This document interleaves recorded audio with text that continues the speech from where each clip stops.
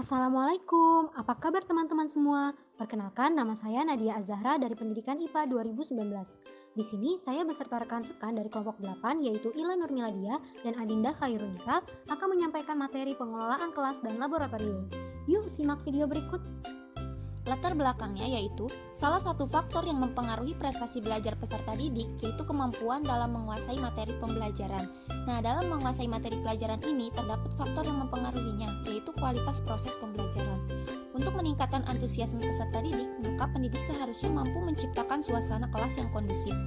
Kegiatan guru ini dalam kelas meliputi dua hal pokok yaitu mengajar dan mengelola kelas. Keterampilan dalam pengelolaan kelas dan laboratorium seharusnya menjadi kompetensi guru demi terciptanya proses pembelajaran. Selanjutnya, saya Adinda Khairunisa akan menjelaskan mengenai pengertian kelas, pengertian pengelolaan kelas, pengertian laboratorium, dan implikasi kelas terhadap pembelajaran. Kelas dapat diartikan sebagai unit kerja terkecil di sekolah yang digunakan sebagai tempat untuk kegiatan pembelajaran. Pembagian kelas ini biasanya ditentukan oleh jenjang usia peserta didik. Jadi, kelas merupakan sebuah tempat yang dilakukan dalam kegiatan proses belajar mengajar. Nah, pembagian kelas ini biasanya ditentukan oleh jenjang usia peserta didik. Misalnya, pembagian kelasnya itu kayak kelas 1, kelas 2, kelas 3, dan seterusnya. Selanjutnya ada pengertian pengelolaan kelas.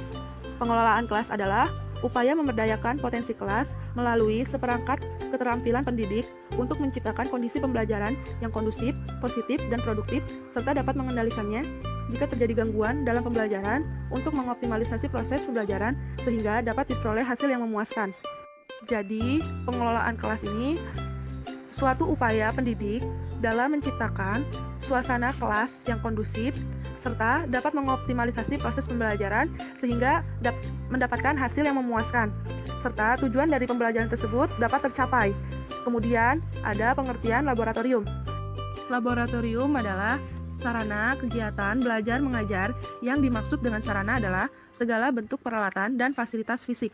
Jadi, laboratorium adalah sarana dalam kegiatan belajar mengajar, di mana laboratorium ini biasanya tempat untuk melakukan kegiatan percobaan, penyelidikan, dan pelatihan ilmiah. Dalam laboratorium ini juga terdapat beberapa sarana dan fasilitas seperti ruang dosen, ruang praktikan, dan ruang persiapan. Di dalam laboratorium juga terdapat tempat-tempat untuk penyimpanan alat-alat dan bahan praktikum seperti mikroskop, neraca, tabung reaksi, terdapat meja demonstrasi, wastafel, dan fasilitas-fasilitas lainnya yang ada di laboratorium. Selanjutnya saya akan menjelaskan mengenai implikasi kelas terhadap pembelajaran. Di sini terdapat 3 implikasi. Yang pertama, ada implikasi terhadap pembelajaran yang berlangsung. Yang kedua, implikasi terhadap disiplin dan pembinaan karakter. Dan yang ketiga, ada implikasi terhadap sistem evaluasi. Yang pertama, implikasi terhadap pembelajaran yang berlangsung. Strategi belajar apapun yang ditempuh guru akan menjadi tidak efektif jika tidak didukung dengan iklim dan kondisi kelas yang tidak kondusif. Dari implikasi ini, dalam suatu kelas saat pembelajaran berlangsung, diperlukan strategi belajar dan pengelolaan kelas yang mampu menciptakan suasana kelas menjadi kondusif dan pembelajaran pun akan menjadi efektif. Yang kedua, terdapat implikasi terhadap disiplin dan pembinaan karakter. Pengaturan lingkungan belajar kelas sangat diperlukan agar anak mampu melakukan kontrol terhadap pemenuhan kebutuhan emosionalnya, sehingga akan mendorong siswa terlibat secara fisik, emosional, dan mental dalam proses belajar. Dari implikasi ini, pembinaan karakter sangat diperlukan karena pembinaan karakter ini akan mendorong siswa terlibat dan aktif dalam proses belajar. Contoh pembinaan karakter ini yaitu mengajarkan sopan santun, mengajarkan sikap saling menghargai antar sesama, sikap peduli, dan lain-lainnya. Dan yang ketiga ada implikasi terhadap sistem evaluasi. Dalam lingkungan kelas yang menyenangkan, siswa akan senang belajar dan secara langsung akan meningkatkan hasil belajar, sehingga memudahkan bagi guru untuk mengevaluasinya.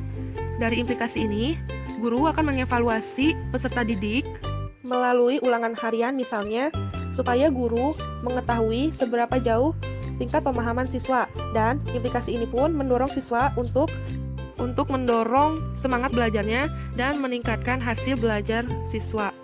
Selanjutnya, saya akan menjelaskan mengenai pengelolaan kelas dan laboratorium yang efektif.